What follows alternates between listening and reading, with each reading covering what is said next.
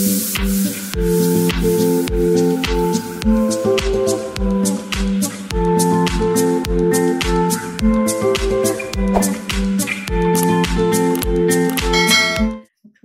back to our channel. Hello po mga kaibigan. Nandito na naman po kami. Ako po si Trisha at kasama ko po, syempre, pag-cooking channel, si Nanay Lina. So, ngayon po, ang lulutuin natin ay lechon paksiw. Bakit? Kasi kahapon, meron tayong get-together. Nag-get-together kami. Tapos, ito po yung mga, syempre, kailangan na lechon kasi Christmas get-together. So, lechon yung request nila. Ito yung natira. At pag may natirang lechon, kailangan pinapaksiw. So, ano yung mga ingredients natin? Ito. Bawang. Yes. Sibuyas. Pwedeng white. Kaya lang wala tayong white, ano? Oo, ito na lang. Laurel. Yep. Sugar, brown sugar. Pwede rin white. Depende kung anong gusto nila. Suka. Ano yung suka natin? Cane sugar. Cane vinegar. Kasi may nagsuggest na. Oo. Tapos ito, paminta. Tapos ito yung Mang Tomas. Yan, yung sauce namin. Yan. At saka yung asin. Oo. Mamaya, pag lagyan natin ng asin kung matabang ka. Okay. Tapos meron din tayong... kailangan din natin mamaya ng tubig. Sige, umpisa na natin. Sige, okay. Yan lang. Kasi mamaya magtutubig pa yung yung sauce natin. Sige, dagdagan natin. Yung iba kasi gusto nila ng... May sabaw. Ayaw nila ng thick. Okay. I-remind ko lang sa'yo, marami na nakaabang dito sa ating lechon paksiw. Oh. At dalawa sa kanila, gusto nila masabaw. So, lagyan ko na to. Konti pa. Ting, to para sa'yo. Sabi ko, pinamis ko na rin kay Jason. Papakulo natin muna. Na papadala natin siya. Okay. Yan guys. So, naglagay na kami ng tubig.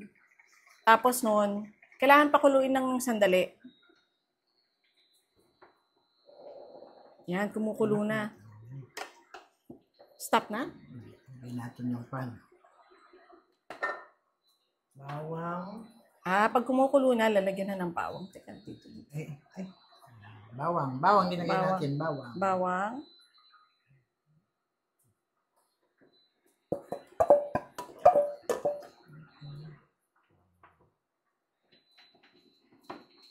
Lagyan na natin yung sibuyas. Lagyan natin sibuyas.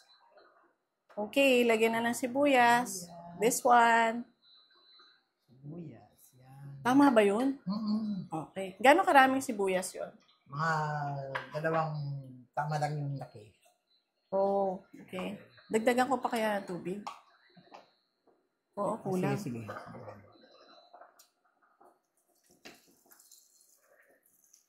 Yan. Dami pala naman. Oo. So guys, kanya dapat yung tubig ganyan. So para hindi siya dry. Kasi magtutubig pa mamaya, di ba? Dahil dun sa sauce. Oo. Okay, tapanin na natin. Ilagay na natin itong beef natin. Pag kumukulo na, pwede na lagyan ng laurel.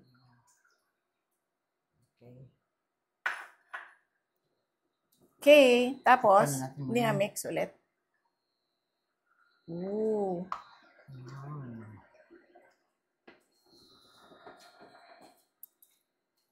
Parang kulay yellow kasi yung skin niya yellow, no?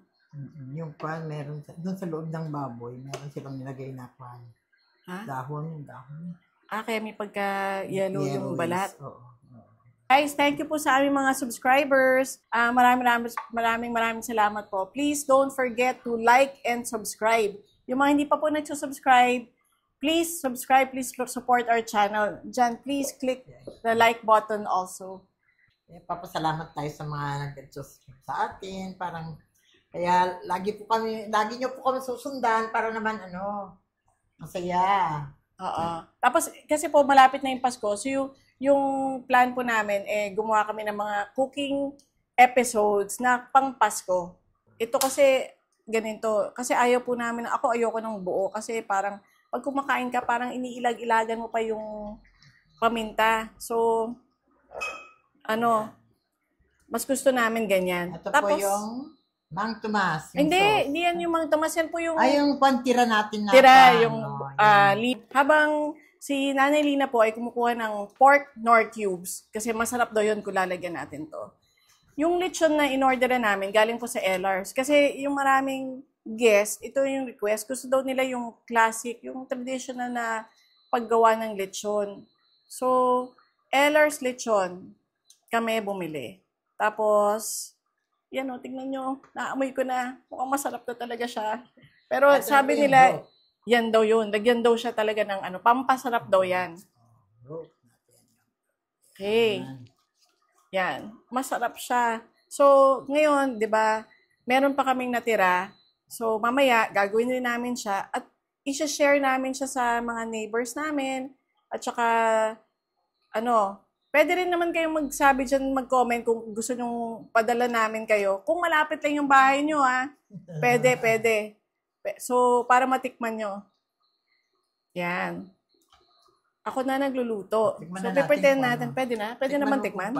Pwede nang Kung tikman. matamis na o at saka may suka na. Tapos dagdagan natin pagkakulang. So, bale, yung tubig pala, na ganitong size ng Kardero. ng kaldero, parang, kasi nga tama kasi nagtutubig, may Oo. suka rin. So, Yun nga. kung dinamihan mo muna kagad yung tubig, Wala lang. hindi na. So, maganda yung paunti-unti yung tansya mo ng paglagay ng tubig. So, titikman ko muna siya. Pwede na ba? Luto na ba yung suka? Ay, wala pang. Sige, parang matikman Wala pa natin yung para ano. malagyan natin sugar. Oo. Sige. Tikman natin. Sabi ni Chef RV, parang ganun daw yun. Ganyan. Two spoon technique daw yun. Teka.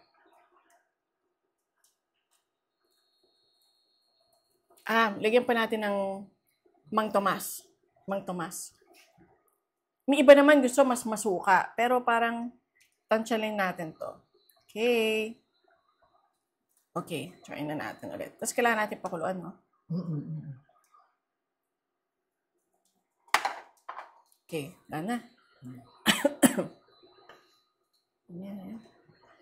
Woohoo! Yan. Woohoo! Thank you to our cameraman, aking husband, kasi wala si Yaya. So ngayon, sana nag-tense ka yata eh. Nag-tense ka kasi nanonood si Sir. Hindi ka nagjo-joke. Si Sir, huwag mo intindihin si Sir. Kasi ngayon, kailangan ko ng cameraman siya ngayon. Hindi siya si Sir. Okay? Ikaw yung boss ngayon. Mag-hi ka muna. Hello! Nahiya ka eh. Oo. Awkward ba? Awkward. Teka, baka dito na. Teka, baka Yan, tikman natin. Baka ikaw din tumikim.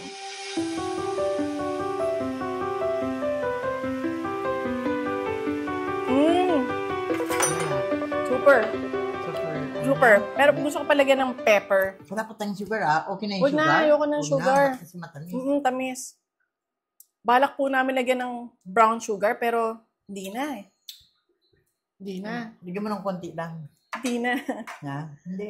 Asin, nalagyan natin.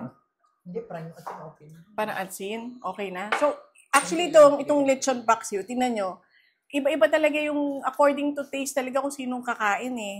So, bale pala, Nanay Lina, yung ingredients, yung pagluto pala ng lechon paksiw, depende dun sa tao. Pero ang kailangan lang talaga, yung basic, kailangan mo ng garlic, aside from lechon, of course, no, garlic, suka, paminta, onion, laurel, tapos beef or pork cubes. Meron na akong garlic.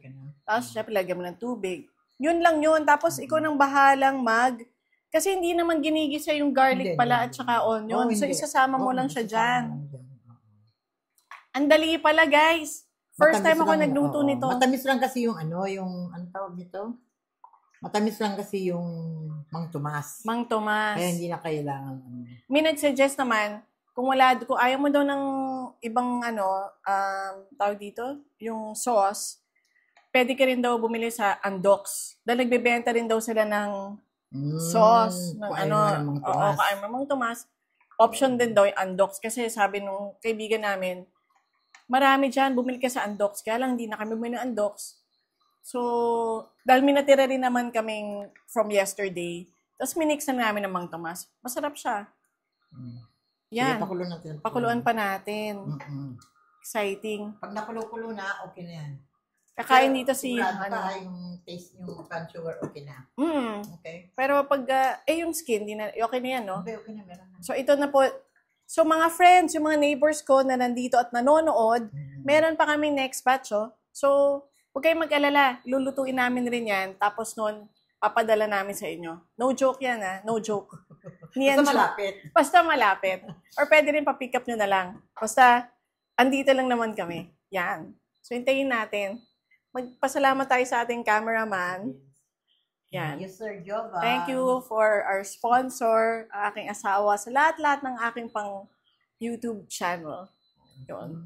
Don't forget to subscribe talaga kasi,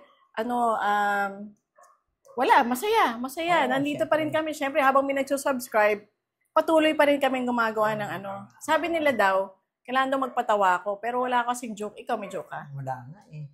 Ito na, anong advice mo na naman? Kasi yung one time ka lang nagbigay ng advice sa buhay. So, anong gusto mong advice? Ikaw na mag-advise sa Ha? Anong advice? Ngayon sa panahon ng mga ubo, sipon, lagnat. Ano niyan, season na yan, di ba? Sa bahay natin. Mainit. Tapos lamig. Oo. So, kailangan nang po kung kailangan nyo magpa-flu shot, magpa-flu shot na kayo. Kung hindi pa nyo nagagawa. Tapos, pag may ubo-ubo ka dito, pa-check ka kayo sa doktor para Tsaka uminom lang ng maraming tubig. Uminom ng maraming tubig. Sabi ni Sir Jobal. Marami. Taran! Looking good. So, pwede nang tikman? Yes. Tikman mo na para malaman natin kung dapat ikaw rin mag-taste test. So, lagyan mo ako. Meron akong rice. Mainit yung rice. Okay. Konti lang. Pero gusto kong may sauce ng konti. Yan. So, okay na yan. Okay, let me taste. Mainit pa. Parati akong kinakabang pa nagtitaste kasi ang init-init. Tapos magpipretend ka na hindi ka napapasok. So, sinabi ko na. Pero, tingnan nyo, init na init siya talaga. Tikman mo. Okay ba? Anong kulang? Hindi ko alam. Parang... Hindi, tikman mo ko. Malalasan mo naman. Kasi gusto ko to eh. Di ba kanya-kanyang preference? Siyempre. Kung ayaw mo nang matamis, ayaw mo mga Oo, parang pag tinamisan pa natin, so iba ayaw naman. Problema pa yun. So ito, okay na siya. Pero di ba tayo kasi yung nilagay natin pepper, ground pepper. Iba sabi, freshly ground pepper. Sabi naman ni Bindoy, yung kaibigan natin, daw yung red pepper. Ano yung red ground pepper? Parang red daw, hindi ganyang black brown pepper. Meron daw nabibili nun. Wala. So, ito yung binili na. At yung ginamit natin, yung pepper natin. Pero masarap to, ha? Yung ground. Okay. Pwede na yan. Ulo ko na. Okay na? Okay.